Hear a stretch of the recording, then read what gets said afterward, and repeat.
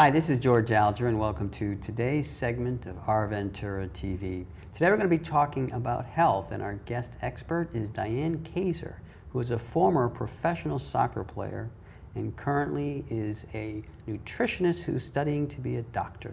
Welcome, Diane. Hey, thanks, George, for having me. So I love your description. Give me that back.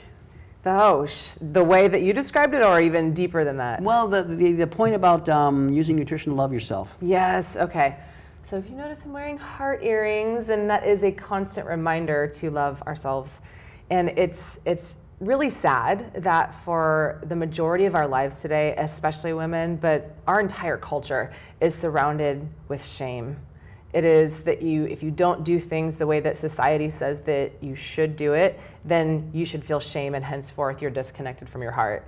And real health starts with self-love. If you're eating the best food in the world, but yet you are loathing your body instead of loving your body, then that food isn't going to work to improve your mood. So food as medicine can only work as long as your foundation starts with self-love as heart medicine.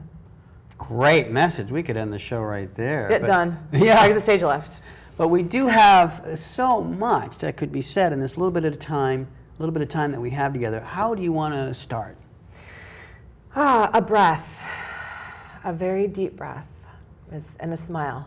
Cool. And love. I love starting with that because breath connects us to this moment. The power of now is the greatest power that there is. Because if you're not here and present, then you're anxious about the future and what you should be doing, and we're shooting all over ourselves, or we're anxious about or depressed about the past and what we didn't do right. And so then we carry that with us.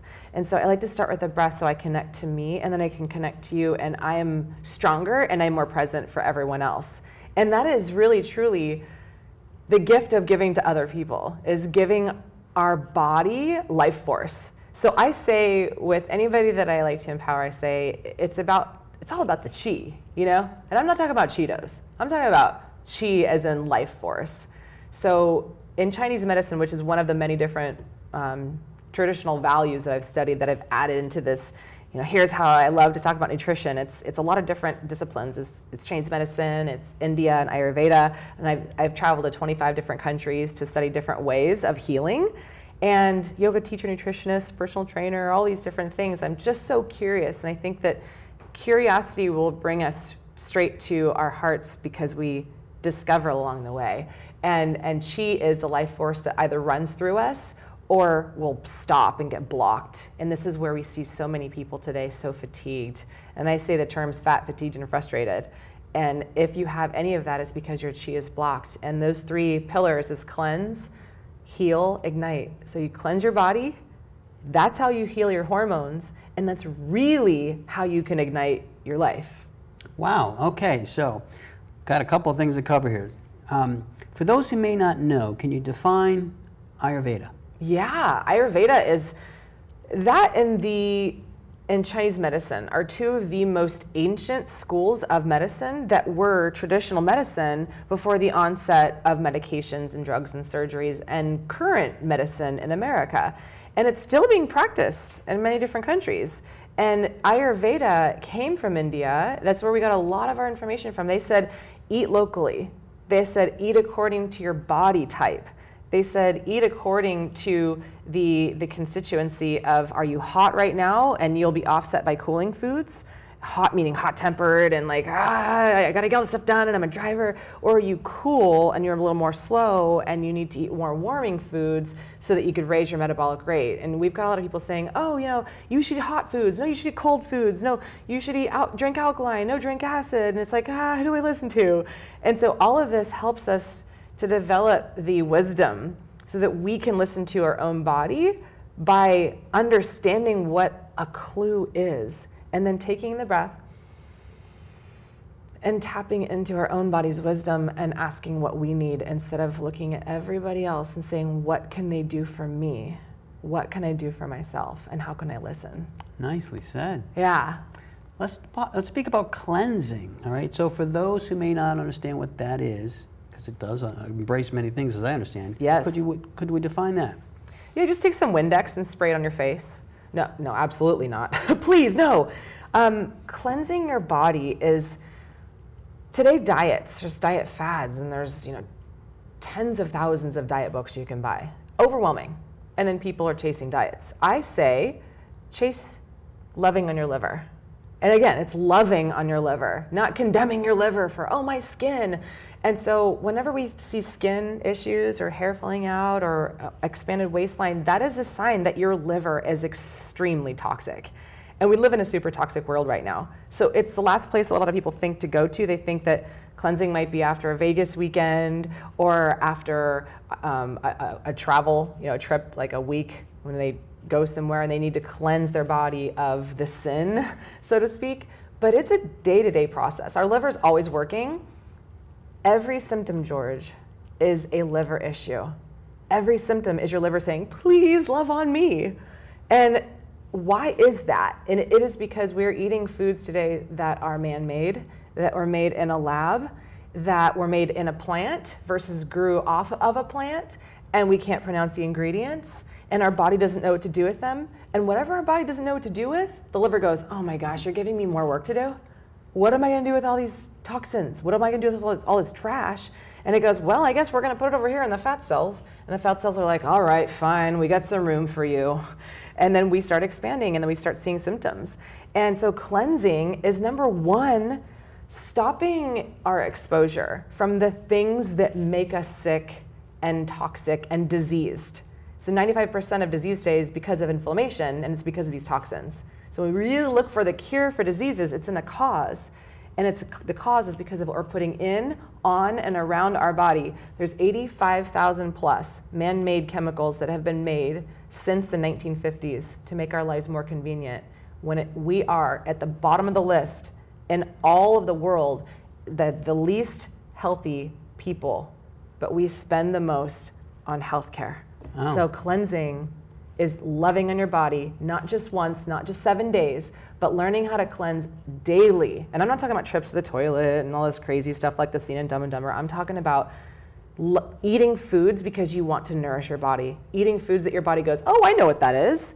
We're gonna use that and give you energy with it, give you life force, give you chi, give you beautiful energy, give you hair, give you vitality, give you thought, give you sleep, restful sleep, give you, beautiful lovemaking and all of the things that we desire, that we're chasing symptoms and we're trying to fix all of them at one time, when the root of all of that is cleanse your body and love on it. Love your liver, love yourself.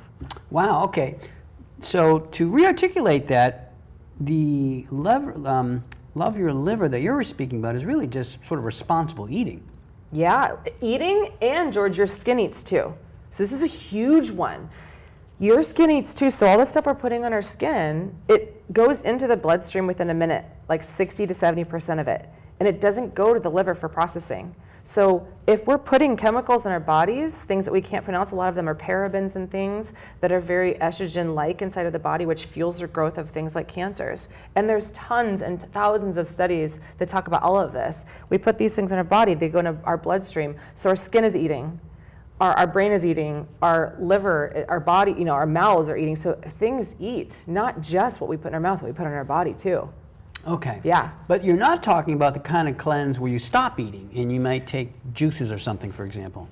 I think that's very hard on people's bodies today. Okay. I mean, it used to be in Ayurveda that, thousands of years ago, we could just take a 10-day, water fast, for example. And I have friends who've done this, and so, hey, to each their own, but I think that it requires some work to make sure you get clearance through your doctor, you're not on medications and things, because they used to just not eat for 10 days and then go retreat into like a cave or something and meditate. So it's a little more difficult to do that today. Okay, but that's clarification Yes. of what you're referring to in terms of cleansing, though. Absolutely. It really is what you are doing responsibly in terms of eating. Correct. Okay, cool. So we are running out of time, all right? I'm wondering if there is a website that people can go to for more information, and if you have a summating message you'd like to convey to the viewers. Yeah, so I'm Diane Kazer, DianeKazer.com, K-A-Z like zebra, E-R, so it's D-I-A-N-E, K-A-Z like zebra, E-R.com. And the message that I would say is that taking care of yourself, taking care of your liver, taking care of your body, and taking charge of your life is the least selfish thing that you can do for yourself. Because the more that you've given to yourself, the more that you can not only be present for other people, but you can be an example for them. And then when they have the energy and they have the love that you were able to give to them because you've given yourself love first, you get the love back. So it's that infinite loop that will help you to not only heal your hormones, but from any disease that's even imaginable today. That's the cure. And actually, let me just get in one more quick thing, because when you mention hormones, I usually associate them with women. Are there common hormone issues with men as well? Yes, George, yes. I see this all the time. And so today's stress of any kind, trying to be too much to too many people and saying yes instead of saying no and listening to our bodies, and the chemicals are stress. So we've got to reduce the stress first instead of just and handling the stress better. So the more cortisol, stress hormones that are increasing in the body, those glands called our adrenals that make those stress hormones, they're like, hey, we can't make sex hormones, the testosterone, the estrogen, the progesterone, all of those get the back seat because stress is on top. So I always say, you can't think about having sex when you're running from a tiger. Primally, that's what we'd had to do. We'd run away from the tiger. We were some sort of a bait for an animal, and that's stress hormones. And we can't stop and make sex hormones or even sleep hormones for that matter, as long as we're stressed and we're stressed and we're stressed and we're yesing to everything and we stress and yes instead of no and flow. Wow. Yeah.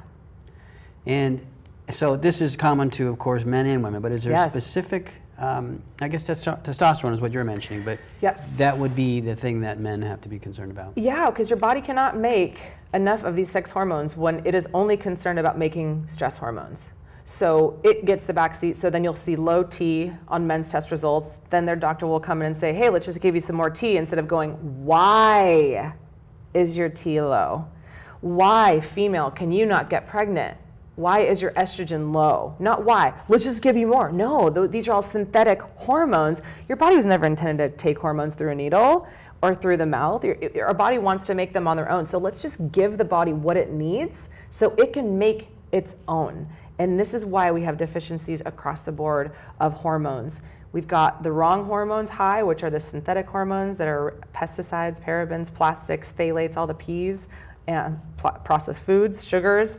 And then our own body cannot make our own hormones, and everything is synthetic from the outside. So the real answer to all of these things for health is to ask the question, why do I have this problem? Let's stop the problem at the cause, and that's your cure. Thank you very much, Diane. Thanks for having me, George. This is George Alger signing off for this segment of Our Ventura TV. Until we meet again.